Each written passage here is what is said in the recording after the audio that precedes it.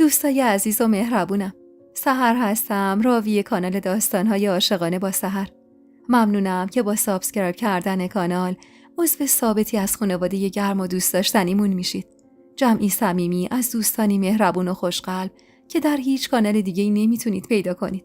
گاهی حس می‌کردم این مرد هیچ علاقه‌ای به من نداره و صرفاً به خاطر انتقام گرفتن از محمود میخواد منو به دست بیاره. اما گاهی حس می‌کردم خدا بهم نظر کرده و بعد از 2 شکست توی زندگی منو محبوب خانزاده قرار داده. هرچند طلاقاتون مدام به گوشم میرسون که محاله بذاره من با کیومرث خان زندگی کنم و حتما یه زن اصیل و خانواده دار رو واسه کیومرث خان میگیره.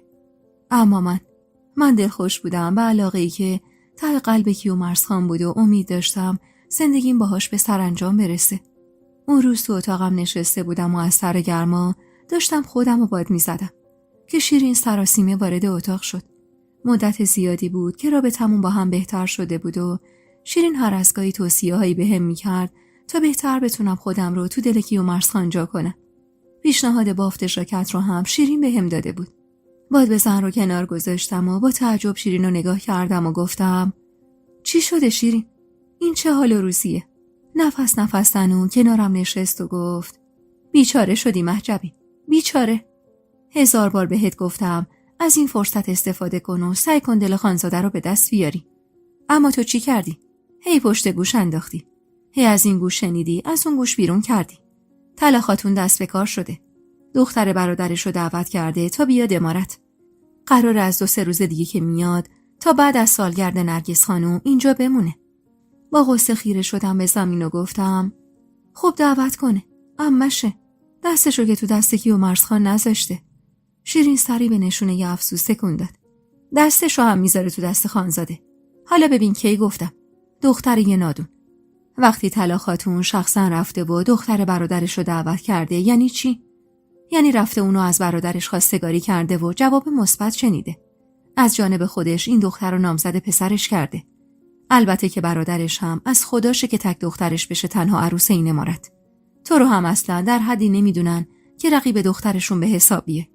از نظر اونا تو یه زن بیچاره‌ای که کیومرث برای انتقام میخواد عقد موقتت کنه. همین. اشک نشست به چشمم. این چه سرنوشت شومی بود که من داشتم. شیرین اما از پنجره نگاهی به حیاط انداخت و گفت: نمیدونم چرا دلم واسط میسوزه، اما حالا این مهم نیست. به حرف من گوش بده دختر. میدونی که من خیر و صلاح تو رو میخوام. تو این 2-3 روز تا قبل از اومدن اون دختر سعی کن به کیومرث خان نزدیک بشی. سعی کن دلش رو به دست بیاری. این مرد ازت دلخوره. علتش هم مشخصه. خیال میکنه تو هنوز محمود رو دوست داری و از سر اجبار و برای فرار از ازدواج با کمال اونو انتخاب کردی. مهجبی، منو ببین. این آخرین فرصتته. میفهمی؟ اگه بتونی دل خانزاده رو به دست بیاری، خوشبختی بهت رو میکنه. میشی تنها عروس این امارت. خان که خودش رو کشیده کنار. طلا خاتونم بعد از ماجرای نرگس از چشم خان افتاده. اما کیومرث خان دلش نمیاد مادرش رو برنجونه. اگر از جانب تو مطمئن نباشه شاید خیلی زود دل بده به دل مادرش. اما اگر تو... با غصه گفتم: من چی؟ تو میگی من چی کار کنم؟ شیرین کمی به هم نزدیک شد و صداشو آورد پایین تر. من میگم دل خانزاده رو به دست بیار. بهش بفهمون هیچ علاقه‌ای به محمود نداری. حالیش کن دلت باهاشه. بهش بفهمون اون عشق مرده تو دلت. اینا رو من نباید به تو بگم که. آهی کشیدم و سری تکون دادم. شیرین با تردید ادامه داد: البته اگه واقعا دلت با محمود نیست. کلاف سرمو بین دستام گرفتم. خودم هم نمیدونستم نسبت به محمودی که مدت هاست ندیدمش چه حسی دارم. البته که دیگه اون علاقه پرشوری که تو قلبم بود از بین رفته بود. شاید همون شبی که حاجی با همدستی محمود میخواستن خلاصم کنن عشق تو وجودم از بین رفته بود. اما هنوزم دلم راضی نمیشد بلایی سر محمود بیاد. شیرین کلافه از جا بلند شد: دلتو یه دل کن مهجبی. 3 روز بیشتر فرصت نداری. این دختر بتونه دل کیومرث خانو به دست بیاره، بعد باختی. میفهمی چی میگم؟ اینو گفت و از اتاق بیرون زد. هول افتاده بود به دلم. شیرین راست میگفت. باید زودتر دل کیومرث خانو به دست میآوردم. میدونستم کیومرث خان آخر شبو برمیگرده امارت. معمولا زمانی میومد که جز 1-2 نفر از خدمه کسی بیدار نبود. تصمیم داشتم اون شب بیدار بمونم تا با کیومرث خان حرف بزنم. لااقل مزه دهنش رو بفهمم و بدونم واسه آینده چه برنامه‌ای داره. از پنجره اتاق خیره بودم به حیاط و منتظر برگشتش بودم. و از شانسم اون شب زودتر از همیشه برگشت. صدای ماشین که به گوشم رسید، بی فکر و با عجله از پله‌ها پایین رفتم. کیومرث خان داشت با مرد جوونی که مباشرش بود حرف میزد. وقتی رسیدم تو حیاط، با تعجب نگاهی به من کرد و گفت: برو عیسی، باقیش باشه واسه فردا. بعدم با اخمایی در هم رو کرد به من. طوری شده؟ قلبم تون تون میزد و بدنم میلرزید. به سختی آب دهنم و قورت دادم و گفتم: خیلی وقت ندیدمتون. دلم واسهتون تنگ شده بود. با شنیدن این جملات از زبون من، از چشماش مشخص بود که چقدر تعجب کرده. البته که حقم داشت. شنیدن همچین حرفی از زبون مهجبین واقعا عجیب بود. بی توجه به صحبتهای من نیشخندی زد و گفت: چی شده مهجبین خانم؟ نکنه با خبر شدی که شهناز داره میاد؟ قدمی به جلو برداشتم. انگار با دیدنش تازه فهمیده بودم من واقعا دلتنگ این مرد بودم. هر روز صبح زود به امید دیدنش موقع سوار شدن ماشین از خواب بیدار می شدم و کل روز بهش فکر می کردم. اما انگار حواسم به این موضوعات نبود. بی اختیار چند قدم فاصله بینمون رو پر کردم و زمزمه کردم: البته که اومدنش تلنگری بود واسم. اینجوری فهمیدم مدت زیادیه مدام دارم به شما فکر می کنم. اون شب هوا گرم بود، اما تمام تن من یخ کرده بود. کیومرث خان قدمی به عقب برداشت و گفت: خستم، میرم بخوابم. سری جلو رفتم و گفتم: براتون شام بیارم؟ آهی کشید و گفت: نه، عین باقی شبا شام نمیخورم. فهمیدم ازم دلخوره. انگار انتظار داشت زودتر از اینا برم سمتش و سعی کنم دلش رو به دست بیارم. واسه همین دلو به دریا زدم و سد راهش شدم. ببخش منو. خودت میدونی روزای سختی رو پشت سر گذاشتم. باور کن هنوزم نتونستم با اتفاقات گذشته کنار بیام. آهی کشید و بدون اینکه نگام کنه گفت: پس هنوزم دوستش داری؟ واسه همین نتونستی کنار بیای با اتفاقات گذشته. خیلی قاطع و محکم گفتم: نه، دوستش ندارم. خیلی وقته که دیگه بهش فکر نمی کنم. گفت: به خاطرش همه کار کردی. جلوی من قدلم کردی و جونتو 2 دستی تقدیم کردی تا آسیبی بهش نرسه. چطور باور کنم دیگه دوستش نداری؟ دوباره بهش نزدیکتر شدم، جوری که حرم نفسای گرمش میخورد به صورتم و گفتم: به خاطر تو کردم. چون نخواستم دستت به جون کسی آلوده بشه. چون نخواستم عمری با عذاب وجدان زندگی کنی. من اگر محمود دوست داشتم، همون موقعی که هیچ کس از جای تو خبر نداشت و زخمی شده بودی توسطش باهاش فرار میکردم. حتی میتونستم مانع محمود نشم. اما من به خاطر تو از جونم گذشتم. خودم و جلوی تو انداختم تا اگه قرار آسیبی به جون تو برسه قبلش من جون بدم. چرا اینا رو یادت نمیاد؟ من یه روزی سنم کم بود. برای فرار از ازدواجی که هیچ میلی بهش نداشتم دل دادم به دل محمود. اما با اون اتفاقات فهمیدم اشتباه کردم. محمود عین سراب بود. من مدت زیادیه که دل کندم ازش. وگرنه چندین و چند مرتبه فرصتی پیش اومد که میتونستم باهاش از اینجا فرار کنم. اما نکردم. من خیلی خوشبختم که بعد از این اتفاق مورد مهر خانزاده قرار گرفتم. رو گرفت ازم و گفت: شاید مجبور شم شهنازو عقد کنم. دلیلش هم خودت بهتر میدونی.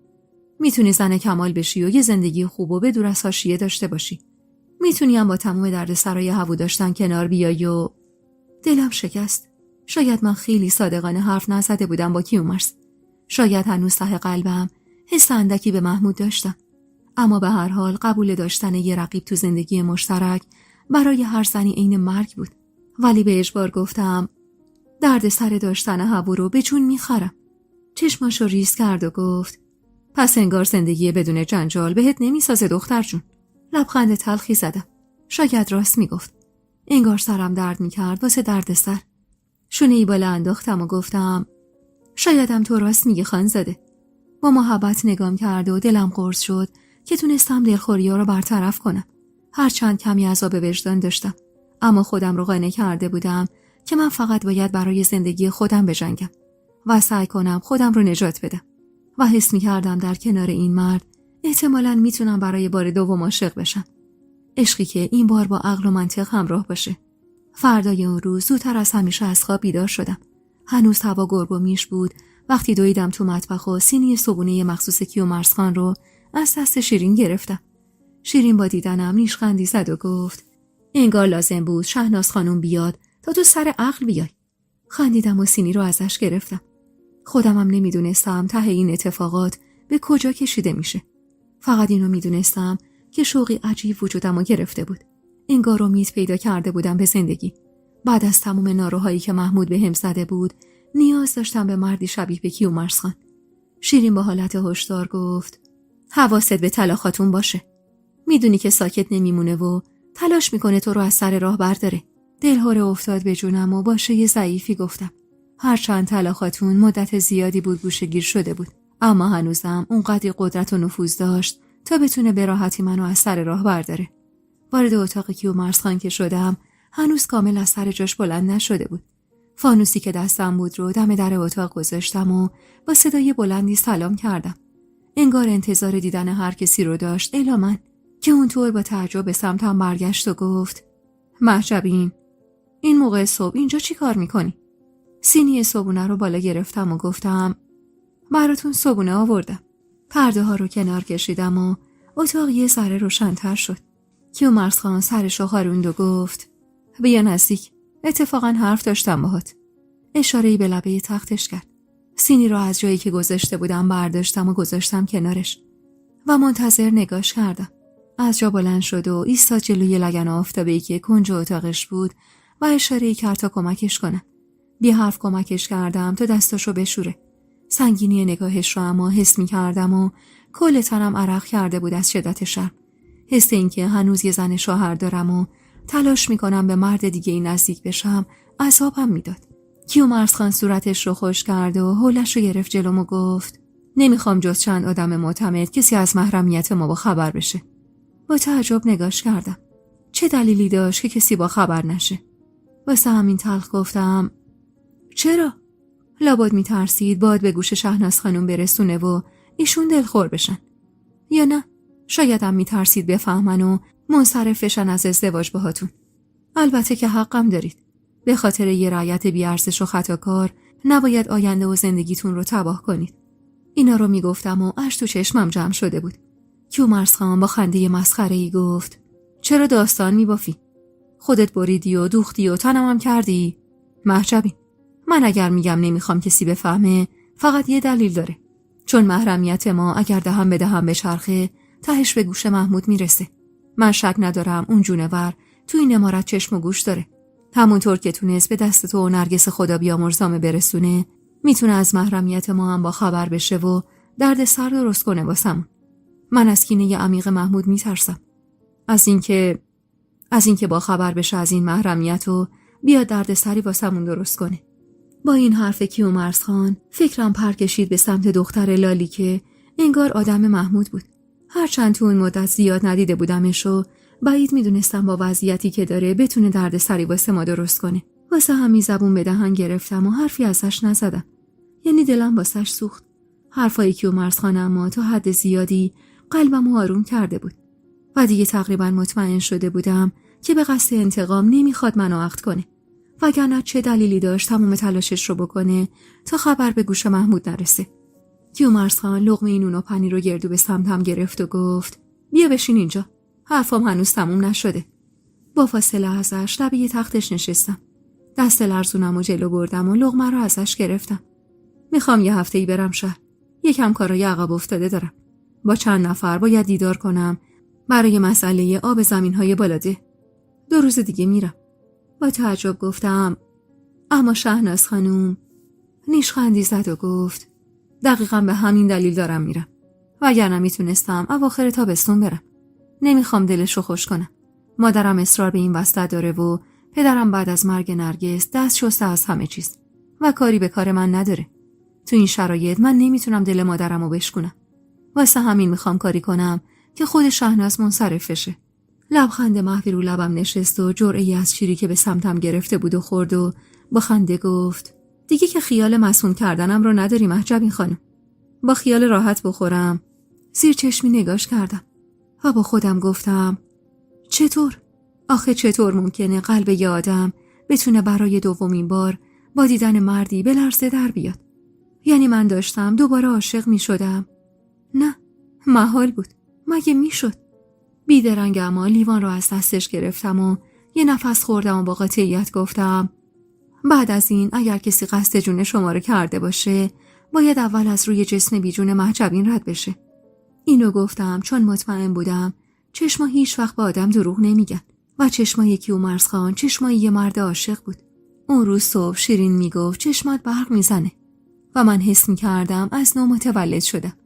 گونه هام گل انداخته بود و شوق زندگی به وجودم برگشته بود و انگار فراموش کرده بودم که برای رسیدن به همچین نقطه‌ای از چه روزا و شبای عجیبی گذشته بودم.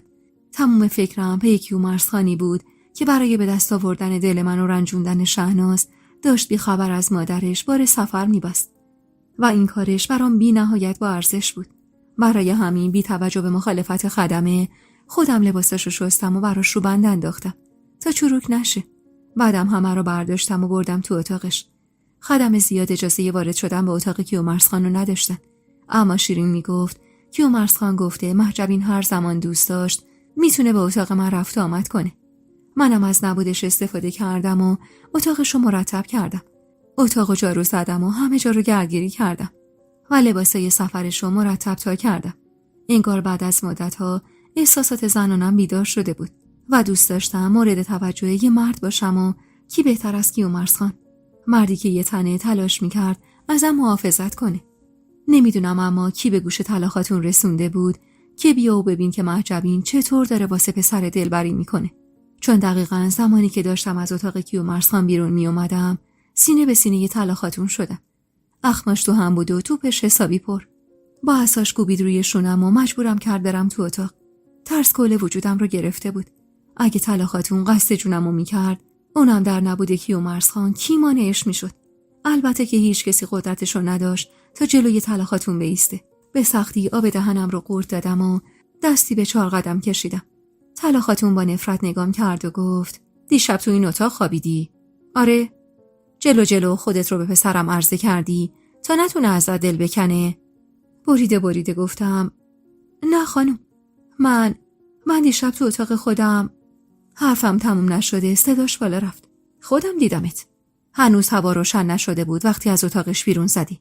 لبخند از لب دور نمیشد. معلوم نیست زیر گوش بچه ساده من چی گفتی که اینطور اختیار از کف داده. البته که زن با تجربه عین تو بعد 2 سال زندگی با محمود باید خوب یاد گرفته باشه چطور با یه مرد رفتار کنه. سعی کردم کمی ازش تقلید کنم و ترسو کنار بذارم. واسه همین سرمو بالا گرفتم و محکم گفتم من دیشب تو اتاق خودم بودم خانم. صبح خیلی زود وقتی هوا گرگومیش بود برای خانزاده صبونه آوردم. اونم به خواست خودشون کارم داشتن. واسه همین چند دقیقه تو اتاقشون موندم. شیرین هم شاهده. چشماشو ریز کرد و گفت فکر کردی من میذارم زندگی بچه‌مو تباه کنی؟ اینو گفت و عصاشو بلند کرد و با خشم و عصبانیت کوبید فرق سرم. از درد حس کردم برای لحظه‌ای جلوی چشمام تیره و تار شد و از شدت درد فریادی کشیدم و دست روی سرم گذاشتم و بی اختیار زانوهام سست شد و روی زمین نشستم. اون مایه قرمز از فرق سرم روی گردن و صورتم میریخت و من حتی توان بلند کردن سرم رو نداشتم. با خودم گفتم حتما طلا خاتون دلش به رحم میاد و یکی رو خبر میکنه بیاد کمکم. اما برخلاف انتظارم ضربه بعدی رو به پهلوم کوبید و با حرص گفت اینقدر اینجا بمون تا جون بدی. فکر کردی من میذارم بچم دستی خودش رو بدبخت کنه و پس مونده اون محمود بی صفت رو عقد کنه مگر که به خواب شب ببینی. این رو هم زدم تا بدونی اگه به عقد کیومرث سر بیای بدترش رو میخوری. بلایی سرت میارم مرغای آسمون به حالت گریه کنن. اگه میخوای زنده بمونی وقتی کیومرث برگشت باهاش حرف میزنی و بهش میگی پشیمون شدی از ازدواج باهاش. میگی میخوای با کمال ازدواج کنی. شرت رو هم از سر ما کم میکنی و گورتو واسه همیشه از این امارت گم میکنی. فهمیدی چی میگم؟ دوست ندارم من بعد ریخت نحستو اینجا ببینم. حق خونان گفتم من کاری نیستم. هرچی هست خواسته کیومرث خانه. دوباره ضربه‌ای با خشم به سرم کوبید. دیگه حتی نایی برای ناله کردن نداشتم. تو خودم جمع شدم و چشمام بسته شد. اینقدر اینجا بمون تا جونت بالا بیاد. اینو گفت و با قدمای بلند از اتاق بیرون رفت. صدای بسته شدن در و چفت شدنش از پشت به گوشم رسید. میدونستم تو همچین شرایطی هیچ کسی اجازه ورود به اتاق کیومرث خان رو نداره. مخصوصاً که صدای طلا خاتون به گوشم رسید که شیرین رو صدا زد و گفت مهجبین رو فرستادم گرمابه. بعدش هم گفتم بره یه سری به خانواده‌اش بزنه. تا پیداش بشه شب شده. تلاش کردم از جا بلند شم. دست روی زمین گذاشتم و کمی خودم رو بالا کشیدم. اما ضعف مانعم شد و زمین خوردم. چشمم سنگین شده بود و دیگه نمیتونستم جلوم رو ببینم. واسه همین مقاومتم خیلی زود در هم شکست و چشمم کامل بسته شد. چشم که باز کردم هنوز تو اتاق کیومرث خان بودم. سرم نبض میزد و مایه قرمز رنگ زیادی از دست داده بودم و بوی اون حالم رو به هم میزد. ناله‌ای از درد کردم و خودم رو کشون روی زمین به سمت پنجره کشوندم و به هر سختی بود بازش کردم. اگه تلاش نمی کردم و از جا بلند نمی شدم معلوم نبود تو اون اتاق چی به سرم می اومد. مخصوصاً که کیومرث خان تا آخر شب بر نمی گشت و با اون حجم از اون مایه‌ای که من از دست داده بودم قطعاً تا اون موقع زنده نمی موندم. وسط روز بود و حیاط عمارت پر از رفت و آمد. تلاش کردم تا صدایی از گلوم خارج بشه تا بلکه اهل عمارت از حالم با خبر بشن. اما موفق نشدم. انگار کسی راه گلوم رو بسته بود. میدونستم هر لحظه ممکنه دوباره از حال برم. واسه همین به سختی خم شدم و لیوان شیشه‌ای مخصوص کیومرث خان رو از روی میز کنار پنجره برداشتم و انداختمش تو حیاط. از صدای برخورد لیوان به زمین چند تا از خدمه با تعجب بالا رو نگاه کردن و همون لحظه صدای وحشت‌زده زنی به گوشم رسید. اون مهجبینه؟ دیگه نتونستم دووم بیارم و دوباره روی زمین افتادم و چشمام بسته شد. نمیدونم چقدر تو اون حالت موندم، اما چشم که باز کردم هنوز تو اتاق کیومرث خان اما روی تختش بودم. سرم به شدت درد میکرد، جوری که انگار وزنه سنگینی رو سرم بود. ناله‌ای کردم و دستی به سرم کشیدم. سرمو بسته بودن انگار. از صدای ناله من کسی به هم نزدیک شد. چشمام درست جایی رو نمیدید و حس میکردم باز موندن چشمام سردردمو بیشتر میکنه. که یهو دست گرمی انگشتای سردمو لمس کرد و صدای نگران کیومرث خان به گوشم رسید. خوبی؟ دیگه درد نداری؟ نالیدم. چشمامو نمیتونم باز نگه دارم. سرمم از درد داره میترکه. چی بگم؟ بیبی رباب اومد واسط زماد گذاشت. خواستم ببرمت شهر، اما بیبی گفت سر ضربه خورده بهتره جابجا نشی. برای همین یکی رو فرستادم که یه طبیب حاذق رو از شهر بیاره. اینا رو گفت و دستمو محکم فشرد و با پریشونی ادامه داد. ببخش مهجبین، فکر نمی کردم در نبود من همچین اتفاقی بیفته. از درد نایه جواب دادن نداشتم. حس می کردم چشمم داره از کاسه در میاد. پلکم به شدت سنگین بود و تلاش برای باز نگه داشتنش انگار غیر ممکن بود. اما طولی نکشید تا در اتاق زده شد و صدای مردی به گوش رسید. اجازه هست خانزاده؟ بیا تو امین، خیلی وقت منتظرتم. گویا طبیب رو میشناخت، چون با اسم کوچیک اونو صدا زد. مردی که از صداش حدس میزدم جوان و هم سن و سال خودش باشه. طبیب مشغول معاینه سرم شد. سرمو باز کرد و غرغر کنان گفت این چیه گذاشتن رو سرش؟ چی بگم؟ همین بود که اون مایه‌ای که از سرش میومد و بند آورد، وگرنه شکستگی سرش عمیق بود. طبیب همونطور که داشت سرمو نگاه میکرد مشغول سوال جواب کردنم شد.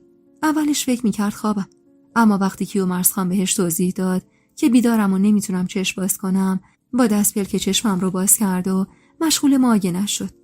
دردم اما لحظه به لحظه بیشتر میشد و توان تحملش رو دیگه نداشتم، تا اینکه بعد از چند دقیقه کارش تموم شد و اجازه داد چشم ببندم.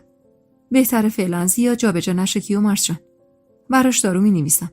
اگه سرگیجه و عدم تعادل داشت، بی‌معطلی ببرش مریض خونه. مشکل تاری دید و درد چشم عادیه. به مرور برطرف میشه. نیازی نیست نگران اون باشید. استراحت کنه و داروهاشو سر وقت بخوره و همینطور حوله گرم روی چشماش بذارید و زیادم اصراری به باز کردن چشماش نداشته باشید. به زودی خوب میشه.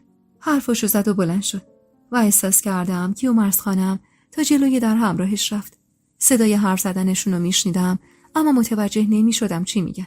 کمی بعد کیومرث خان دوباره نزدیکم شد و گفت استراحت کن. الان به شیرین میگم حوله گرم بیاره. و اینطور شد که 3 روز تموم تو اتاق کیومرث خان بودم و کسی جز شیرین و بیبی رباب حق ورود به اتاق رو نداشتن. اونم در حضور کیومرث خان بود که غذا و دارو می آوردن و میرفتن. درد سر و چشمام با داروهایی که طبیب داده بود و مراقبت‌های بیبی رباب و داروهای دستسازش خیلی بهتر شده بود. اما بینایی یکی از چشمام رو در حد خیلی زیادی از دست داده بودم انگار. و این حقیقتی بود که من جرأت گفتنش رو نداشتم. چشم چپم جز حاله این نور و تصویر ماتی از آدما چیز دیگه ای نمیدید و من وحشت اینو داشتم که این موضوع دستمایه مخالفت بیشتر طلاقاتون بشه. برای همین سکوت کرده بودم و امید داشتم به زودی وضعیت چشمم بهتر بشه. بعد از 3 روز وقتی وضعیت جسمانیم بهتر شد و کیومرث خان خیالش راحت شد که میتونم به کار شخصیم برسم، با 1000 جور سفارش منو به اتاق خودم فرستاد. تمام تلاشمو میکردم تا کسی متوجه ضعفم نشه. اما تاری اون چشمم خیلی آزارم میداد و حس میکردم کم کم همه متوجه این عیب میشن.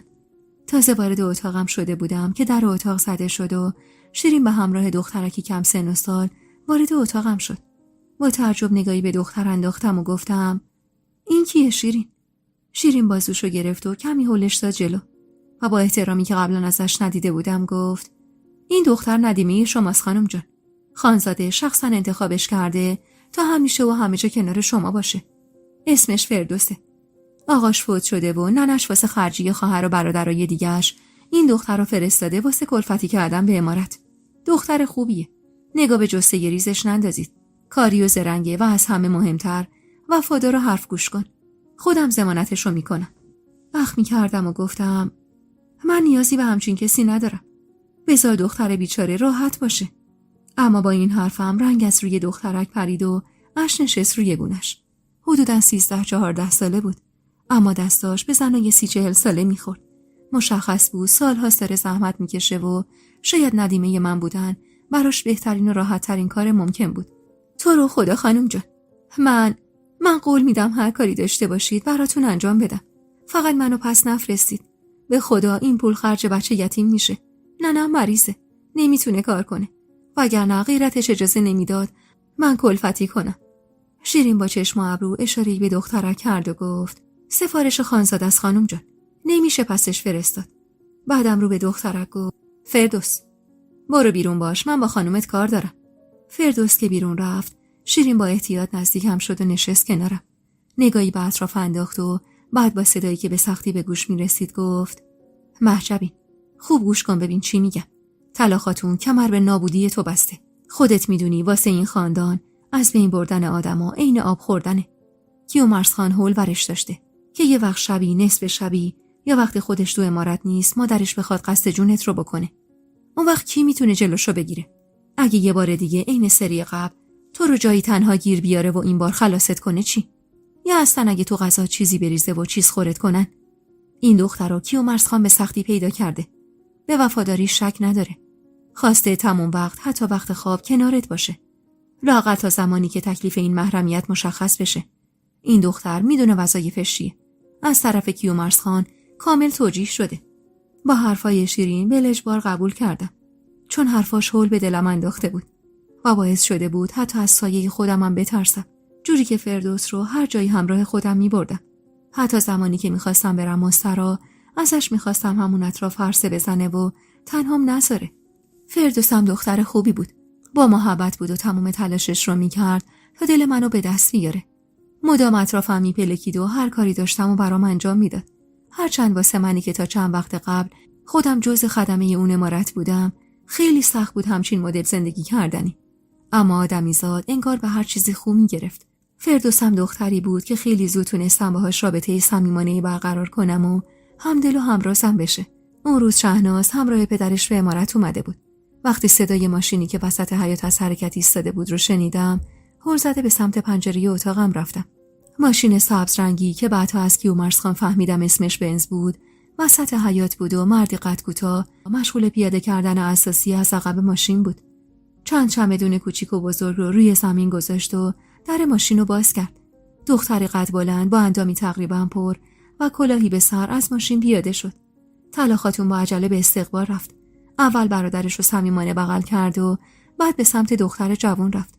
دختری که وقتی کلاه از سر برداشت، از دیدن زیبایی صورتش نفسم بند اومد. رقیب زیادی قدر بود و من هیچ امیدی به پیروزی نداشتم. با دیدن اون حجم از چمدون هم مشخص بود دخترک برای یه روز و 2 روز نیومده و اومده که مدتی رو تو امارت بمونه.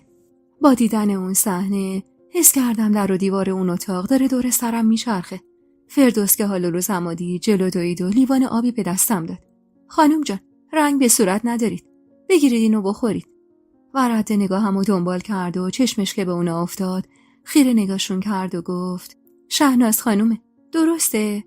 سری تکون دادم و آهی از ته دل کشیدم. فردوس دستمو گرفت و شروع کرد به مجیز گفتن. غصه نخورید خانم جان. 100 برابر قشنگتر از شهناز خانومم نمیتونه دل آقا رو ببره. به خدا من هر بار نگاهشون رو به شما میبینم میگم ببین خانوم کجا یه کار خوب کرده که خدا اینطور مهرش رو به دل خانزاده انداخته. بی توجه به حرفای اون با غصه روی صندلی نشستم. سر و صدای حیات و خوش آمدگویی طلا خاتون اما انگار اصلا تمومی نداشت. کیومرث صبح همون روز عمارت رو ترک کرده بود و جز من کسی از نبودنش خبر نداشت. رفته بود تا به یه سری از کارهای عقب مونده‌اش رسیدگی کنه و بعد از رفتن دختر داییش به عمارت برگرده و تکلیف رابطمون رو مشخص کنه. خیلی دلم میخواست برم بیرون و شهنازو از نزدیک ببینم.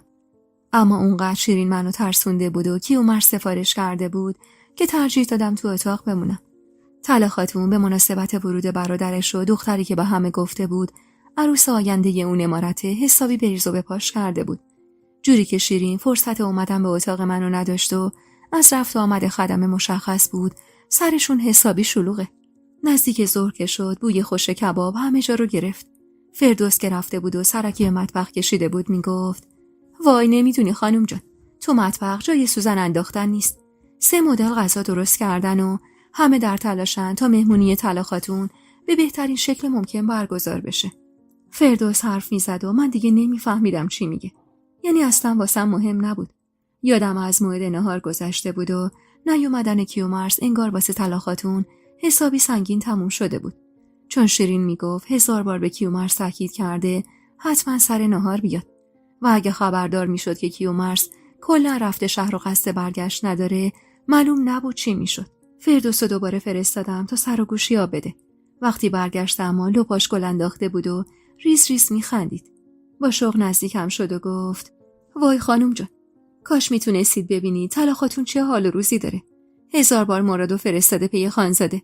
مباشر کیومرث خانه اما تازه رسیده عمارت. من داشتم برمیگشتم اینجا پیش شما که دیدمش. طلا خاتون تا مباشر رو دید سری جلو رفت و سراغ آقا رو ازش گرفت و وقتی مباشر خانزاده بهشون گفتن که ایشون رفتن شهر طلا خاتون زبونشون بند اومده بود. بعدم کلی حرف واره مباشر کرد که چرا بهش خبر نداده که کیومرث خان میخواد بره. میگفت شاید اینجوری میتونسته مانع رفتنش بشه. ببینید خانوم، آقا به خاطر شما حتی حاضر شده دل مادرشون رو بشکونه. سری تکون دادم و چشم بستم. دلم آشوب بود. از طرفی تاری چشمم هنوز بهتر نشده بود و از طرفی میترسیدم طلا خاتون همه چیزو از چشم من ببینه و در صدد تلافی بر بیاد. فردای اون روز اول صبح بود و داشتم کنار فردوس صبونه میخوردم که در اتاقم به ضرب باز شد. با تعجب لقمه‌ای که گرفته بودم و زمین گذاشتم و به سمت در برگشتم. شهناز بود. انتظار نداشتم اینقدر زود بیاد سراغم. فردوس هر زده از جا بلند شد و کنارم ایستاد. انگار میترسید شهناز بخواد من آسیبی بزنه. اما اون دختر قد بلندی که روبروم ایستاده بود به حدی ظریف و زیبا بود که بعید میدونستم حتی به خودش زحمت بده انگشتش به من بخوره. به سختی آب دهنم و قورت دادم و سعی کردم محکم باشم. شهناز بی اجازه وارد اتاق شد. انگار که من اصلا تو اون اتاق حضور ندارم. شایدم منو در حد هم صحبتی نمیدید. هرچی که بود کمی تو اتاق چرخید و بی توجه به ما از پنجره نگاهی به بیرون انداخت و با خون سردی گفت هی دختر، بیرون باش، با خانومت کار دارم. چنگی به مچ دست فردوس زدم و گفتم من حرفی پنهونی از فردوس ندارم. شما هم بهتر قبل از ورود به اتاق شخصی کسی اول در بزنید. با نیشخندی مسخره به سمتم برگشت. نگاهی به سر تا پام انداخت. من ازش کوتاه‌تر و لاغرتر بودم. با چند قدم کوتاه به هم نزدیک شد. با تمسخر نگام کرد و گفت میخوام ببینم تو چی داری که فکر کردی میتونی کیومرث رو به دست بیاری. بهتره بگم در برابر من چی داری که خیال کردی کیومرث چشم میبنده رو من و تو رو انتخاب میکنه. سعی کردم به دلهره‌ای که تو جونم افتاده بود غلبه کنم، اما لرزش صدام که ناشی از خشم بود دست خودم نبود. مخصوصا که سمت چپم ایستاده بود و تاری دیدم داشت عذابم میداد. برید بیرون خانم. من نه قصد بحث کردم با شما رو دارم، نه قصد جنگ و جدل. اگرم فکر میکنید من از شما خیلی کمترم باشه. شما درست فکر کردید. اما بهتره برید بیرون و اجازه بدید کیومرث خان خودشون تصمیم بگیرن. با حرص نزدیکم شد. شاید انتظار جنگیدن داشت. و تو چشم هم زدنی یقه لباسمو گرفت. فردوس جیغ خفه‌ای کشید و خواست مانعش بشه که با نگاه تند شهناز ترسیده عقب کشید. چشماتو کف دستت میذارم اگه بفهمم واسه کیومرث دلبری کردی و قصد کردی بهش نزدیک بشی. کیومرث نامزد منه. مادرش منو رسما خواستگاری کرده و من الان واسه دیدن نامزدم اومدم به این عمارت. حواست باشه. کیومرث که برگرده کافیه یه بار. فقط یه بار تو رو اطرافش ببینم. اون وقت اون روی منو میبینی. حرصم گرفت ازش. یقمو از دستش بیرون کشیدم و عین خودش صدامو بردم بالا. از اتاق من برید بیرون خانم. من هیچ حرفی با شما ندارم. هر زمان خانزاده برگشت حرفتونو به اون بزنید. چرا اومدید به من حرفاتونو میزنید؟ در ضمن فکر میکنم دختر با اصالتی مثل شما نباید با رعیتی مثل من دهن به دهن بذاره.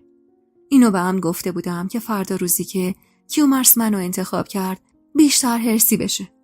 با خشم ازم فاصله گرفت و با قدمایی بلند از اتاق بیرون زد و در چوبی اتاق رو جوری به هم کوبید که حس کردم از چارچوب جدا شد.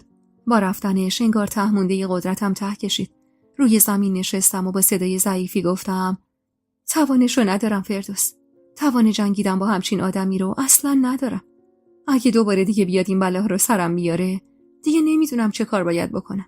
من اونقدر تو زندگیم سختی کشیدم و مصیبت از سرم رد کردم که دیگه نای جنگیدن ندارم. فردوس کمی آبغن درست کرد و به زور به خوردم داد و با دست شروع کرد به ماساژ دادن شونه‌هام و گفت نه ترسید خانم جان. تهش اونی که باید انتخاب کنه کیومرث خانه. اونم که دلباخته شماست. دیگه از چی میترسید؟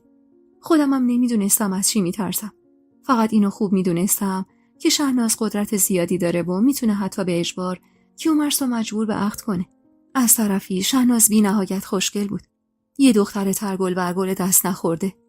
با خانواده اصیل که من در برابرش تقریبا هیچ امتیازی نداشتم. اون روز از ترسم به ندرت از اتاق بیرون میرفتم.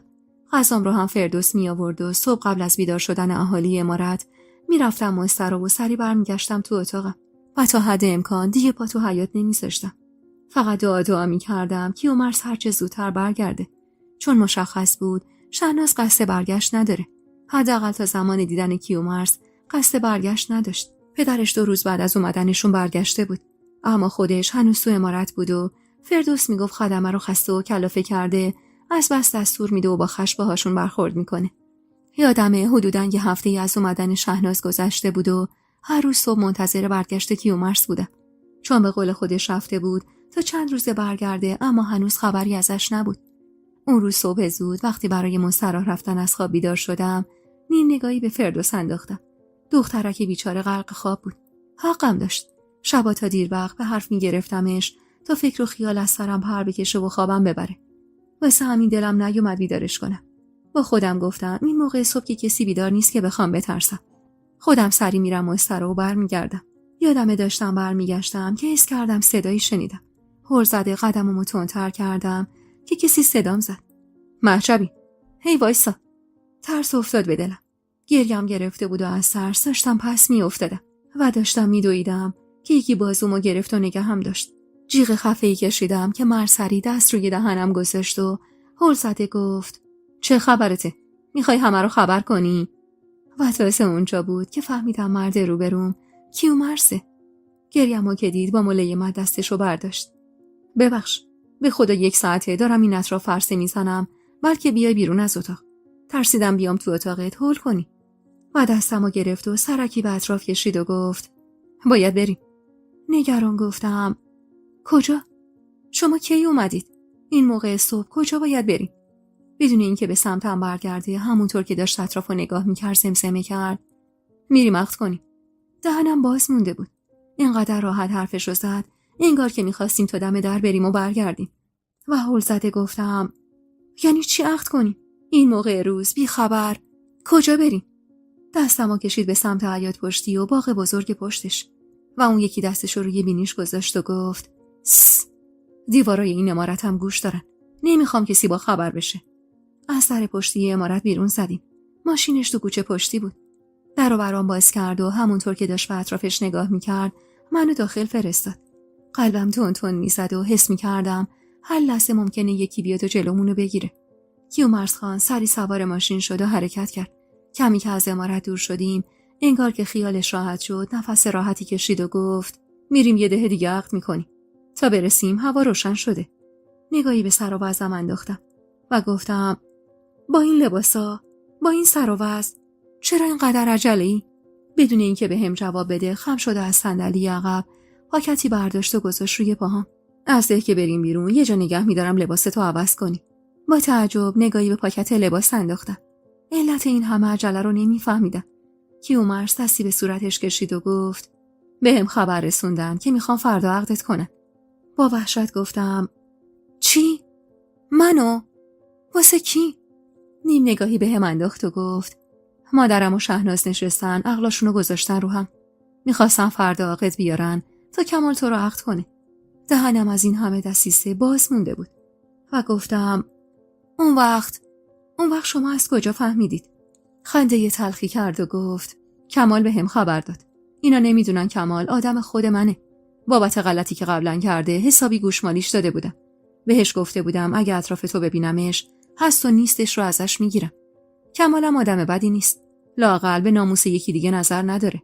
دیروز اومد پیامو پیدام کرد و گفت که نه داره نامزد تو شوهر میده. منم گفتم دست پیشو بگیرم تا بدونن تاوان نارو زدن به کیومرث چیه. هوا رو به روشنی میرفت که ماشین جای خلوتی توقف کرد. کیجو من گفتم صبح که بشه وقتی فردوس بفهمه من نیستم دختر بیچاره از ترس پس میفته. کیومرث ماشین رو خاموش کرد و گفت نگران اون نباش. سپردم به گوشش برسونن که جای تو امنه. بعدم ازم خواست تو همون ماشین لباسمو عوض کنم. خودشم پشت به من تکیه داد به کاپوت ماشین و خیره شد به اطراف. واقعا باورم نمیشد.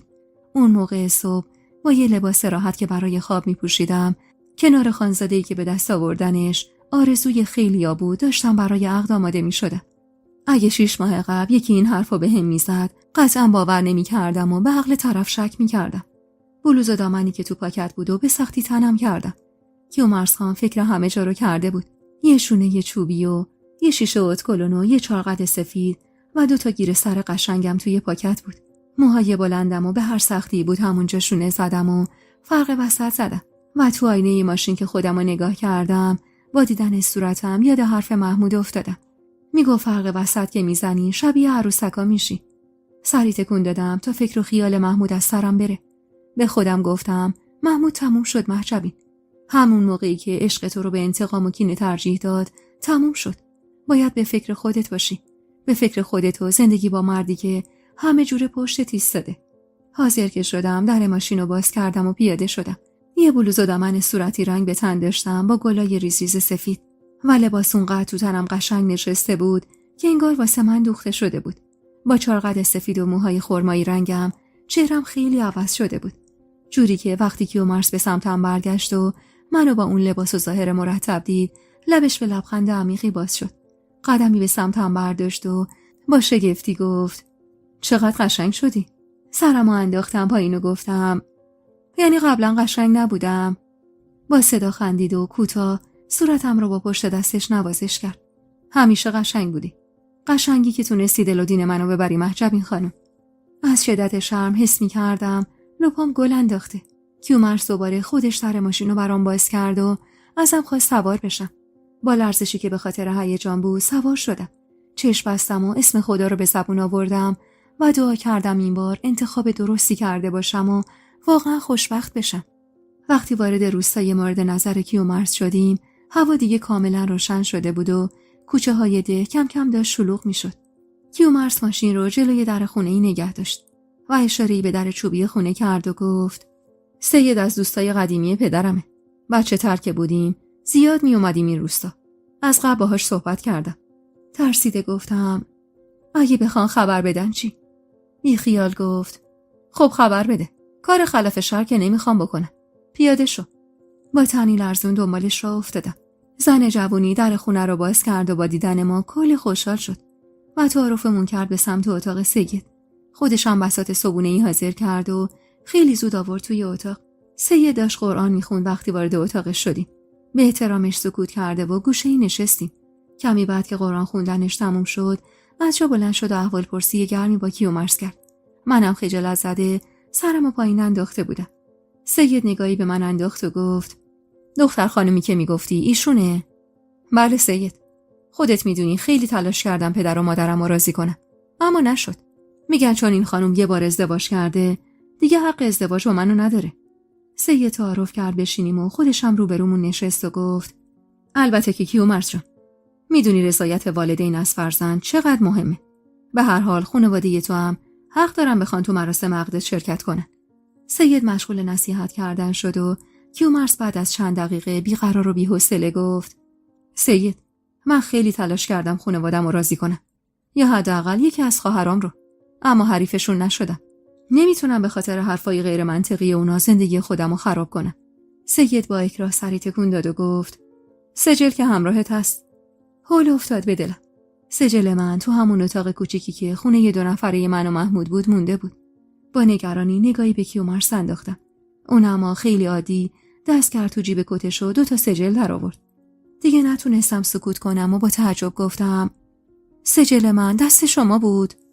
می حرف سری تکون داد. سید شناسنامه رو برداشت و ورق زد و بعد از مکث کوتاهی گفت اسم همسر اول تو شناسنامه خانم ثبت نشده. کیومرث کاغذی از جیبش در آورد و به دست سید داد. این عقدنامه از سید ثبت نشده بوده. شما زحمت بکشید خطبه طلاق و عقد رو هر دو جاری کنید، چون این خانم خیلی وقت از شوهر اولش خبر نداره. نیازی به عده نشستن هم نیست. سید با شک و تردید گفت والا من تا به حال به همچین موردی برخورد نکردم. فردا روز یکی نیاد یقه منو بگیره که چرا زنم و عقد یکی دیگه کردی. خانم، شما چند ماه همسر سابقت رو ندیدی؟ با دلهره گفتم خیلی وقته، از 1 سال گذشته. میدونستم این مرد دنبال بهونه است و اگه بگم نزدیک به 4 ماه قبل یه دیدار چند دقیقه‌ای داشتیم از خوندن خطبه طلاق منصرف میشه. سید وقتی دید هیچ راهی برای مخالفت نداره به اجبار شروع به خوندن خطبه طلاق کرد. هر کلمه‌ای که خونده میشد اما انگار زنجیری از دور دست و پای من باز میشد. انگار تازه فهمیده بودم زن محمود بودن چه بار سنگینی روی شونه هم بوده. خطبه طلاق که جاری شد با اخمایی در هم اشاره‌ای به سینی صبونه کرد و گفت بفرمایید یه لقمه صبونه بخورید، بعد خطبه عقد رو میخونم. با اشاره کیومرث جلو رفتم. معذب بودم، اما با ایما و اشاره های کیومرث مشغول خوردن صبونه شدم. بعدم نیم ساعتی سید از هر دری حرف زد. انگار به عمد میخواست خوندن خطبه عقد رو به عقب بندازه. کیومرث اما که انگار بهش شک کرده بود کنجکاو پرسید سید، آدم فرستادی خان رو خبر کنه؟ با این حرف کیومرث به وضوح رنگ سید پرید و سری گفت این چه حرفیه خان زاده؟ تو به من اعتماد کردی، منم ابداً به اعتماد شما نارو نمیزنم. کیومرث اما نظر دیگه‌ای داشت. با خشم از جا بلند شد و رو به من گفت پاشو خانم، پاشو، از اولم اشتباه کردم اومدم اینجا. و خم شد و از روی زمین سجل و عقدنامه رو برداشت و گوشه آستینمو گرفت و بی توجه به مخالفت‌های سید با عجله از خونه‌شون بیرون زدیم. سید تا دم در همراهمون اومد و تلاش کرد کیومرث رو از رفتن منصرف کنه، اما حالش به حدی دگرگون بود که کاملا مشخص بود کاسه زیر نیم کاسه داره. کیومرث هم اونقدر عصبانی بود که رگ گردنش بیرون زده بود و مدام نفسای عمیق میکشید. سوار ماشین که شدیم سید ضربه‌ای به شیشه ماشین زد و گفت کیومرث جان، تو عین پسر منی، خودت خوب میدونی خان خیر و صلاحت رو میخواد. کیومرث اما با خشم گفت یادم باشه بعد از این به هیچ سیدی اعتماد نکنم. اینو گفت و ماشین رو روشن کرد و هرچی سید تلاش کرد تا ما رو نگه داره موفق نشد که نشد. ماشین به سرعت از ده بیرون رفت. وارد جاده اصلی که شدیم نفس راحتی کشیدم و گفتم به موقع فهمیدی. کیومرث با عصبانیت گفت مردک از موی سفیدش خجالت نکشید. منو باش فکر میکردم میتونم بهش اعتماد کنم. نگران گفتم خب الان کجا میریم؟ کمی فکر کرد و گفت میریم شهر. از اول اشتباه کردم، خواستم خطبه عقدم رو یه آشنا جاری کنه. 10 بار تا نوک زبونم اومد که بگم از این عقد بگذر. محرمیتی که پشتش 1000 تا مخالفت باشه که به درد نمیخوره، اما نتونستم. در نهایت من مجبور بودم به خودم و زندگی خودم فکر کنم. با خودم گفتم طلا خاتون و خان هم کم کم با این محرمیت کنار میان. یادم نزدیکای ظهر بود که کیومرث بعد از کلی پرسجو جلوی دفتر مخصوص عقد و طلاق ماشین رو نگه داشت. ساده تر از چیزی که فکرشو میکردیم با تعیین یه مهریه ساده به عقد مردی در اومدم که حتی روزی تو خواب هم نمیدیدم بتونم کنارش باشم. چه رسد به زن عقدیش. مرد مسن بعد از دیدن عقدنامه قبلی و مطلع شدن از مطلقه بودن من خیلی راحت خطبه عقد رو جاری کرد و خیال ما رو راحت کرد که این عقد حلال و شرعیه. کیومرث راه و جای ثبت کردنش رو پرسید و قرار شد خیلی زود عقد و ثبت رسمی کنه تا دردسری برامون به دنبال نداشته باشه. و من اون روز انگار از نو متولد شده بودم. خنده از لبم دور نمیشد و به طرز عجیبی دلم میخواست به کیومرث نزدیک باشم و حتی لحظه‌ای ازش دور نشم. دیگه هم واسم مهم نبود بعد این عقد کجا میریم و چه اتفاقاتی میفته. چون مردی عین کوه رو کنارم میدیدم که خیالم رو بابت همه چیز راحت کرده بود. اما خبر نداشتم که دنیا چه خوابایی برام دیده. بعد از خوندن خطبه عقد کیومرث دستمو گرفت و بی حرف به سمت سالن غذاخوری نزدیک محضر رفتیم. وقتی پشت صندلی فلزی اونجا نشستیم تازه تونستم سرمو بالا بگیرم و کیومرث رو ببینم. دست راستم هنوز تو دستش بود و تمام وجودم از درون میلرزید. چند لقمه‌ای که غذا خوردم تازه یاد سوالات بی جوابم افتادم. واسه همین گلویی صاف کردم و گفتم سجل عقدنامه من دست شما چی کار میکرد؟ لقمه‌ای به سمتم گرفت و خیره شد تو چشمم. از حاجی گرفته بودم. روزی که آورده تمارت رو ولت کرد رفتم سراغش و ازش خواستم سجل عقدنامه رو بده. آهانی گفتم و سوال بعدیم رو پرسیدم. الان برمیگردیم ده. کیومرث نفس عمیقی کشید و تکیه داد به صندلی. دست منو اما رها نکرد. امشب و اینجا میمونیم. فردا بهش فکر میکنیم و تصمیم میگیریم. همین که تو فکر کردن و تصمیم گرفتن منو شریک میدونست قند تو دلم آب میشد. محمود معمولا تصمیماتش رو به تنهایی میگرفت و در نهایت فقط به من اطلاع میداد. وقتی گفت امشب و اینجا میمونیم اما هول به دلم افتاد. ترس شب و تنها شدم با مردی عین کیومرث لرز به جونم انداخته بود. هر لقمه‌ای که به دستم میداد رو با شوق میگرفتم. راستش اگه به من بود ترجیح میدادم تا ابد جایی دور از خانواده‌اش زندگی کنیم. جایی که فقط من باشم و کیومرث. اما میدونستم کیومرث به عنوان تنها پسر خان مجبوره به امارت برگرده و به وظایفش رسیدگی کنه. بعد از خوردن غذا کیومرث دستمو گرفت و برگشتیم سمت ماشین. سوار که شدیم نگاهی به اطرافش انداخت و گفت آقام تو این شهر خونه داره. کلیدش هم دست یه معتمده. میتونم برم ازش بگیرم فقط نباید تو رو ببینن. بعدم ماشین رو روشن کرد و بعد از گذشتن از چند کوچه و خیابون جلوی کوچه ماشین رو نگه داشت و از من خواست همونجا بمونم و خودش به سمت یکی از خونه ها رفت. چند دقیقه بعد با کلید خونه برگشت و هر دو راهی خونه خان شدیم. هرچند من میترسیدم خان به سرش بزنه و بیاد اونجا سراغمون. اما کیومرث خیالم رو راحت کرد که خان حتی به ذهنشم خطور نمیکنه که ما تو اون خونه هستیم و جایی دورتر از اونجا دنبال ما میکرده. خونه خان یه خونه 2 طبقه حیاطدار بزرگ بود. از کثیفی حیاط و خوش شدن گل و گیاها اما مشخص بود که مدت زیادی کسی به اونجا سر نزده. یه نشیمن بزرگ طبقه اول داشت و چند اتاق طبقه دوم. با راهنمایی کیومرث به سمت یکی از اتاقا رفتیم. یه اتاق بزرگ که با فرش ابریشم بافت لاکی رنگی پوشونده شده بود و 2 پنجره قدی بلند رو به حیاط پشتی که با پرده‌های ضخیم پوشونده شده بود و یک کمد چوبی که چند دست لباس زنونه توش گذاشته شده بود. کیومرث نفس عمیقی کشید و گفت لباسای مهریه. زن سهراب خدا بیامرز. قبلا مدتی تو این خونه زندگی می‌کردن. آهانی گفتم و در کمد بستم که کیومرث گفت اشکالی نداره من 1-2 ساعتی تنهات بذارم. خیلی زود میرم و برمیگردم. به اجبار باشه‌ای گفتم. کیومرث چند قدمی به هم نزدیک شد. ضربان قلبم بالا رفته بود. روبروم ایستاد و دست سردمو گرفت و گفت نگام کن مهجبین. با خجالت سرمو بالا گرفتم. دست گرمش رو روی صورتم گذاشت و گونمو نوازش کرد. دوست نداشتم با همچین شرایطی عقدت کنم. اما دیدی که چاره دیگه‌ای نبود. و نزدیکتر شد. دستشو که دور کمرم حلقه کرد، عرق سردی رو تنم نشست. مخلوطی از شرم و خجالت و هیجان و خوشحالی.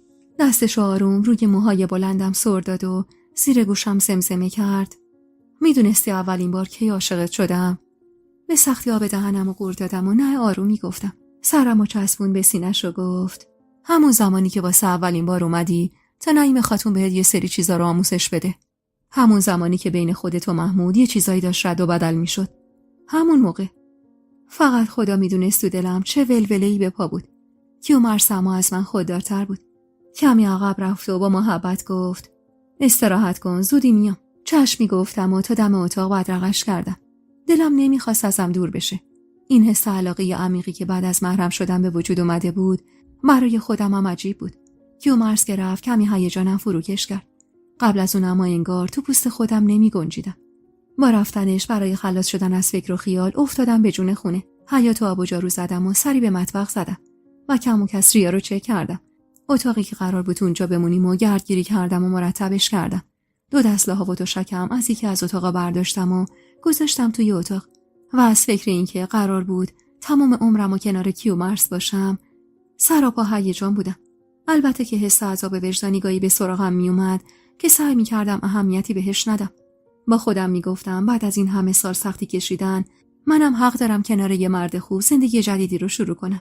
حق دارم به دور از اتفاقات تلخ گذشته با آینده خودم فکر کنم. خورشید داشت غروب می کرد وقتی کیومرث با یه پاکت بزرگ برگشت خونه. به محض ورود اما حیاطو که با اون بزدید اخ می کرد و گفت بهت گفتم استراحت کن. اون وقت تو پا شدی یه کار حیاط به این بزرگی رو آب و جارو زدی. بی توجه به اخم و تخمش سرکی به پاکت تو دستش انداختم و با هیجان گفتم اینا چیه؟ دست دور کمرم انداخت و دوباره دلم حالی به حالی شد. خاک بر سر نثار خودم کردم و سعی کردم کمی خودم رو جمع و جور کنم. یکم واسط خرید کردم. ببخش اگه نبردمت. خان تو بازار اینجا آشنا زیاد داره. یکی ما رو با هم میدید سری واسه خودشیرینی به خان خبر میداد.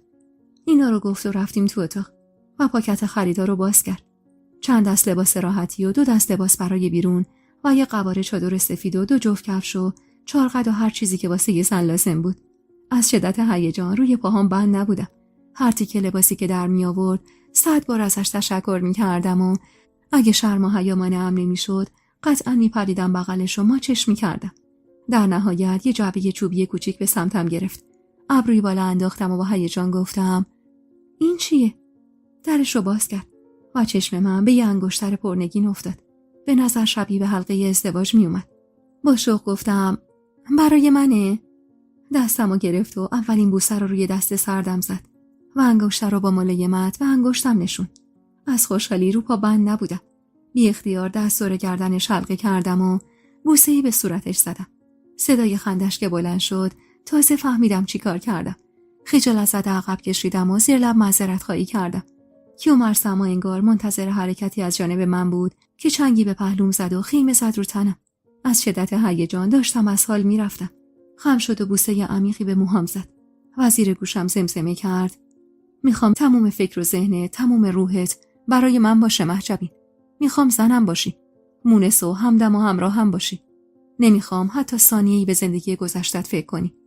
نفس عمیقی کشیدم و خودمو به سمتش کشیدم. گذشته ها تموم شده بود. عشق دوران بچگی و کم عقلی اون روزا تموم شده بود.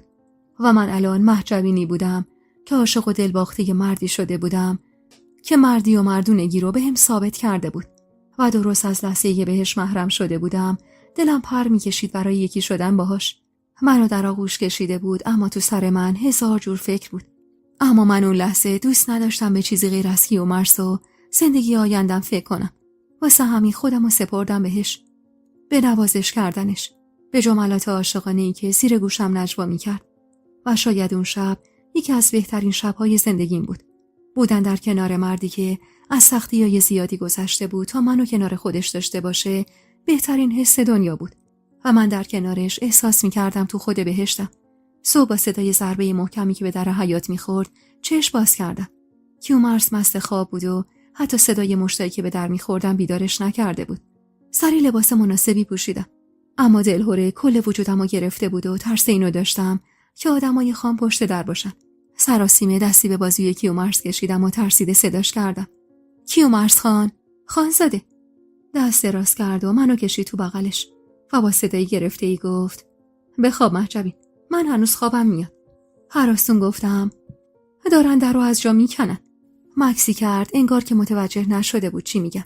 اما یهو به محض شنیدن صدای در سراسیمه بلند شد و نشست. از شدت نگرانی به گریه افتاده بودم.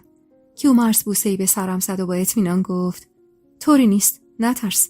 ما که تهش می‌خواستیم امروز برگردیم امارت. اما انگار اونا خواستن زودتر بیان. بمون خودم میرم درو باز میکنم. اینو گفت و سری لباس پوشید و بیرون رفت. منم پشت سرش از اتاق بیرون زدم. چون پنجره اتاق رو به حیاط پشتی بود و دیدی به حیاط اصلی نداشت.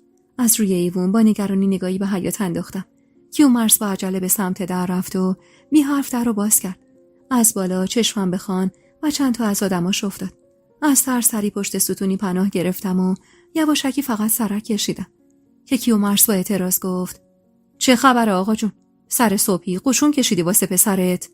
خانم و با غیظ گفت: پسرم؟ کدوم پسر؟ همونی که دور از چشم من رفته یه رعیت بی ارزش رو عقد کرده؟ با غصه روی زمین نشستم که کیومرث با قاطعیت گفت: آقا جون، روز اول بهتون گفتم با دل من راه بیاد، همونطور که با دل سهراب راه اومدید و اجازه دادید با زنی که دوست داره ازدواج کنه. خان صداشو بالا برد: تو مهری رو با این زنی که مقایسه میکنی؟ یادت رفته این دختر کی بوده و چه کارایی کرده؟ این دختر زن دشمن قسم خورده منه. زنش بوده آقا جون، زنش بوده. الان دیگه زن منه. محمود و گذشته و هرچی بوده تموم شده. مهجبین الان زن منه. دعوای لفظی بین خان و کیومرث بالا گرفت. خان ابدا نمیخواست منو به عنوان عروسش قبول کنه. میگفت مردم پشت سرم چی میگن وقتی بفهمم واسه تک پسرم همچین زنی گرفتم. کیومرث اما میگفت حرف و نظر مردم واسه من مهم نیست و من کاری رو میکنم که عقل و قلبم میگه. و در نهایت قرار شد ما برگردیم ده تا تکلیف همه چیز مشخص بشه. خان میگفت شهناز تو ده منتظره و یه جورایی نامزد کیومرث به حساب میاد و کیومرث باید فکری به حالش بکنه. در نهایت بعد از 1 ساعت بحث و دعوا خان با غیظ از خونه بیرون زد و کیومرث برگشت بالا. وقتی منو با صورت خیس ازش روی ایوون دید سری جلو دوید و زیر بازومو گرفت و کمکم کرد بلند شم. رو زمین خوش نشستی چرا؟ پاشو بریم تو تا سرما نخوردی. نگران گفتم: میخوای شهنازو عقد کنی؟ نمیدونم چرا قبل از محرمیت خیلی واسم مهم نبود شهنازو عقد کنه یا نه. یعنی مهم بود اما نه اونقدر. اما اون لحظه حتی بردن اسم شهناز هم واسم عذاب آور شده بود. کیومرث از دارشونم انداخت و همونطور که منو به داخل هدایت میکرد گفت: بهش فکر نکن فعلا. میریم امارت. شهناز که بفهمه تو رو عقد کردم محالت هم به ازدواج با من بده. واسش افت داره زن دوم بشه. اصلا واسه همین زود اومده بود تو اگه کسی قراره زن دوم بشه تو باشی، نه اون. با غصه باشه‌ای گفتم. وسایل کمی که داشتیم و جمع کردیم و بعد از خوردن صبحونه مختصر توی یکی از کافه های شهر که البته من تا قبل از اون پا تو هیچ کافه‌ای نذاشته بودم راهی ده شدیم.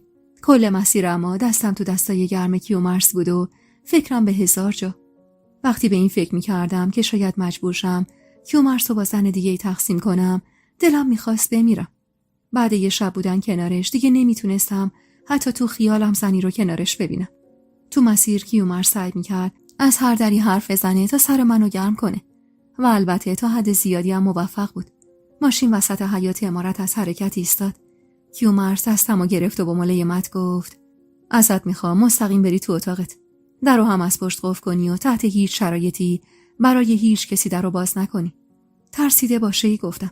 کیومرث خودش در ماشینو باز کرد. از دور چشمم به طلا خاتون و شهناز افتاد که از ایوون طبقه بالا با خش داشتن نگاه می‌کردن. بی اختیار به کیومرث چسبیدم. رد نگاهمو دنبال کرد و گفت: نگران نباش. تا من هستم کسی جرئت نمی‌کنه بهت آسیبی برسونه. تا دم در اتاق همراهم اومد. فردوس رو صدا زد و منو بهش سپرد و گفت: حواست باشه فردوس. جز من در اتاقو برای هیچ کسی باز نمی‌کنی. فهمیدی؟ هیچ کسی. حتی شیرین. هر اتفاقی واسه خانم بیفته از چشم تو میبینم. فردوس چشمی گفت و چفت در رو انداخت. از شدت دلهوره دل و رودم داشت به هم میخورد. فردوس اما کنارم نشست و با هیجان گفت: عقد کردید خانم جان. وای چه انگشتر قشنگی به دست دارید. به خدا اگه طلا خاتون رو میدیدید وقتی فهمید شما نیستی داشت دیوونه میشد. تازه یه سیلی هم نثار من کرد که چرا از خانومت خبر نداری. خلاصه که به موقع رفتید. وگرنه تدارک عقد و چیده بودن. خیال نمی‌کردن آقا کیومرث یه دفعه سر و کلش پیدا بشه. نگران گفتم: از پنجره ببین بیرون چه خبره. فردوس نگاهی به حیاط انداخت و گفت: کسی تو حیاط نیست خانم. احتمالا رفتن تو نشیمن. حتمی نخواستن جلوی خدمه آبروریزی بشه. ولی این یه روزی که شما نبودید دیگه همه فهمیدن با کیومرث خان رفتید. ناراحت نشیدا، ولی همه میگفتن شما خانزاده رو چیز خور کردید. اما من جلوشون در اومدم. گفتم خانومم اونقدر با محبته که هر مردی توی یه نگاه عاشقش میشه. شما هم از سر حسادت اینا رو میگید. خانم جان، شما اصلا بد به دلت راه نده. کیومرث خان خودشون همه چی رو درست میکنن. به خدا خدمه از خداشون شما خانم این امارت باشید. آخه شهناز خانم انگار از دماغ حرفش با صدای فریاد کیومرث نصفه موند. مراد برو طبیب بیار. سراسیمه از جا بلند شدم. بازوی فردوس رو گرفتم و گفتم یالا برو ببین چه خبره. زود باش. تا فردوس رفت و برگشت دل منم هزار راه رفت. 100 بار تا دم در رفتم و برگشتم، اما جرئت نداشتم بیرون برم. صدای همهمه و رفت و آمد و بیشتر دلمو به شور مینداخت. فردوس که برگشت نفس زنان گفت: خانم جان، طلا خاتون. میگن طلا خاتون سکته کرده. خدا به همون رحم کنه. وحشت زده سیلی به صورتم کوبیدم. کیومرث با وجود تمام خطاهای مادرش به شدت دوستش داشت. چنگی به دیوار زدم و روی زمین نشستم. فردوس اومد کنارم و گفت: هول نکنید خانم جان. انشالله که طوری نشده. منو هم راه ندادن داخل. فقط کیومرث خان داخل بودن و شیرین و شهناز. مرادم رفت طبیب بیاره. بقیه همه پشت در جمع شده بودن. کلافه گفتم: برو فردوس، برو خبر بگیر ببین حالش چطوره. برو تا از حالش با خبر نشدی بر نگرد. فردوس چشمی گفت و سری بیرون رفت. منم از پنجره خیره شدم به رفت و آمد خدمه. چند دقیقه طول کشید تا مراد همراه طبیب وارد عمارت شدن و به سمت اتاق طلا خاتون رفتن. حالا که همه تو اتاق طلا خاتون بودن، جرأت کردم و از اتاق بیرون زدم. سرکی به اطراف کشیدم و با نگرانی به سمت اتاق طلا خاتون رفتم. همونطور که فردوس گفته بود، کل خدمه پشت در اتاق بودن. عده‌ای واقعا ناراحت بودن و عده‌ای مشخص بود دارن تظاهر به ناراحتی میکنن. فردوس با دیدنم سری جلو اومد. خانم جان، میگن طلا خاتون به هوش اومدن. صغرا خانم وقتی در اتاق باز شده، خودش به چشم خودش دیده که طلا خاتون تو بغل کیومرث خان چشمش باز بوده و ناله میکرده. بعدم سرشو آورد نزدیک گوشم آهسته گفت: به خدا اینا همش بازی خودشونه خانم جان. میخوام با این ترفند دل کیومرث خانو به رحم بیارن. با این حرفش ترس افتاد به جونم. شک نداشتم طلا خاتون تمام تلاششو برای حذف من از زندگی کیومرث خان میکرد. نیم ساعتی همونجا موندیم تا بالاخره در اتاق باز شد و طبیب از اتاق اومد بیرون. یکی از خدمه سری حال طلا خاتون رو پرسید. طبیب خیلی خونسرد گفت: خانم حالشون خوبه. یکم استراحت کنن بهتر میشن. شما هم اینجا رو یکم خلوت کنی تا بتونن استراحت کنن. فردوس اما بی هوا گفت: خدا رو شکر. یعنی خانم سکته نکرده دیگه. درسته طبیب؟ چند زن چشخوره‌ای به فردوس رفتن. اما فردوس عین خیالش نبود که طبیب گفت: نه، یه ضعف و بیهوشی ساده بوده که با استراحت رفت میشه. اینو گفت و همونطور که با مراد حرف میزد از پله ها پایین رفت. با شنیدن حرف طبیب خدمه کم کم از جلوی در اتاق متفرق شدن. من اما مونده بودم تا کیومرث رو ببینم. کمی بعد در اتاق دوباره باز شد و این بار شهناز و یکی از خدمه بیرون اومدن. شهناز داشت تون چیزی رو زیر گوش خدمه میگفت و اونم فقط چشم میگفت. شهناز به محض دیدن من رو ترش کرد. اخماشو تو هم فرو کرد و با غیظ گفت: تو اینجا چی میخوای؟ کی بهت اجازه داده از اتاقت بیرون بیای؟ دندونامو به هم فشردم و خواستم به سمت اتاقم برم که فردوس نامحسوس دستمو فشار داد که یعنی بمون. بودنش باعث دلگرمیم شد و با جسارت گفتم: فکر نکنم بابت حضورم تو این عمارت و البته جلوی اتاق مادر شوهرم بودن نیاز به اجازه شما داشته باشم. از درون میلرزیدم چون حس میکردم شهناز همونجا بین خدمه به خدمتم میرسه و دقیقاً همینطورم شد. شهناز دستش رو به قصد سیلی زدن بلند کرد که فردوس سری خودش رو جلوی من انداخت و با جدیت گفت: ببخشید خانم جان، جسارت نباشه، ولی خانزاده به من دستور دادن مراقب خانم باشم. دست شما به صورت ایشون بخوره عواقب سنگینی به دنبال داره. لبخند رضایتی روی لبام نقش بست. بی خود نبود که شیرین اصرار داشت این دختره که جسور و زبون دراز بشه خدمه شخصی. شهناز از لای دندونای کلید شدش غرید: گم شو برو تو اتاقت. نمیخوام ریخت تو ببینم. عمه من به خاطر تو سکته کرده. بعد با وقاحت ایستادی دم در اتاقش. سرمو پایین انداختم و دیگه جوابشو ندادم. یعنی حوصله بگو مگو کردن رو نداشتم. شیرین که از اتاق بیرون اومد و معرکه رو دید، سری بازوی شهنازو گرفت و با ملایمت گفت: شهناز خانم، صداتون تو اتاق خانم میاد. خانزاده میخواست بیاد بیرون که من مانع شدم. خودشون شخصا خواستن شما اینجا رو ترک کنید. خواهش میکنم برید اتاقتون. هر اتفاقی برای طلا خاتون بیفته من خودم با خبرتون میکنم. فعلا که حالشون خوبه و دارن استراحت میکنن. همونطور که سرم پایین بود نیشخندی زدم. میخواست منو از اونجا بیرون کنه اما در نهایت خودش باید میرفت. شهناز حرصی از خندیدن من پا به زمین کوبید و با لجبازی گفت: من هیچ جایی نمیرم شیرین. نگران عمه جانم. اونی که باید بره این زنی که حرفش با صدای باز شدن در اتاق نصفه موند و تا چشمش به کیومرث افتاد سری از من فاصله گرفت. کیومرث اما با صدایی که تلاش میکرد بالا نره گفت: چه خبره؟ معرکه را انداختی دختر دایی؟ شیرین، مگه نگفتم اینجا رو خلوت کن؟ شهناز اما با اعتراض گفت: این دختره حرف تو گوشش نمیره. کیومرث اخم میکرد: برو تو اتاق دختر دایی. بعد اینم حواست باشه کی جلوت وایساده. معجب این زن منه. همونقدر که به من احترام میذاری باید به اونم احترام بذاری. شهناز رنگ پریده دستش رو مشت کرد و بدون کلامی حرف با عجله از اونجا دور شد. با رفتنش نفس راحتی کشیدم. کیومرث با محبت نگاهی بهم انداخت و گفت: برو تو اتاقت عزیزم. نگران کمی جلو رفتم و گفتم: مادرتون خوبن؟ بازومو فشرد و لبخند محوی زد. حالش خوبه. استراحت کنه بهترم میشه. تو هم خسته‌ای. یکم استراحت کن. و نزدیکتر شد و زیر گوشم زمزمه کرد: امشب میام اتاقت. خداحافظی آرومی کردم و همراه فردوس به سمت اتاقم رفتم. اما از فکر اینکه کیومرث قرار بود به اتاق من بیاد دل تو دلم نبود. دلم میخواست میتونستم برم گرمابه و حسابی به خودم برسم. واسه همین به فردوس گفتم. اونم با شوق قبول کرد و اجازه‌مو از شیرین گرفت و هر دو راهی گرمابه شدیم. دلم میخواست وقتی که کیومرث میاد اتاقم تمیز و مرتب باشم. با کمک فردوس موهای بلندم و شستم و بافتم و در نهایت نزدیک نهار بود که همراهش برگشتیم سمت عمارت. تو مسیر رفتن به عمارت که بودیم اما حس کردم برای لحظه‌ای درست سمت چپم پشت دیواری تصویر صورت محمود رو دیدم. وحشت زده به عقب برگشتم و سایه مردی رو دیدم که دور و دورتر شد. چنگی به دست فردوس زدم و زمزمه کردم: زودتر بریم، دیر شد. فردوس نگران گفت: چیزی شده خانم جان؟ رنگتون پریده. گفتم: نه فقط زود بریم. تا رسیدن به عمارت چند باری برگشتم و پشت سرم رو نگاه کردم. نمیدونم اون لحظه‌ای که حس کردم صورت محمود رو دیدم واقعی بود یا وهم و خیال. مخصوصا که دید چشم چپم هنوز محو و تار بود و احتمال میدادم اشتباه دیده باشم. تا شب بشه و موعد اومدن کیومرث بشه عین اسفند روی آتیش بودم. دلم هزار راه میرفت و دلهوره برگشتن محمود داشت دیوونم میکرد. مدام تصور برگشت محمود رو میکردم. اگه برمیگشت و میفهمید من زن کیومرث شدم، آه که اون موقع معلوم نبود چی به روزگارمون میومد و چه قیامت و بلوایی به پا میشد. فردوس که حال خرابم رو به دیر کردن کیومرث و برخوردم با شهناز ربط داده بود مدام شربت گلاب خوردم میداد و سعی میکرد آرومم کنه. یادم ساعت از 9 شب گذشته بود که دوستای عزیز و مهربونم، یک دنیا ممنونم که تا پایان این قسمت همراه هم بودید و خوشحال میشم اگه نظراتتون رو در مورد این قسمت توی کامنت ها با ما به اشتراک بذارید.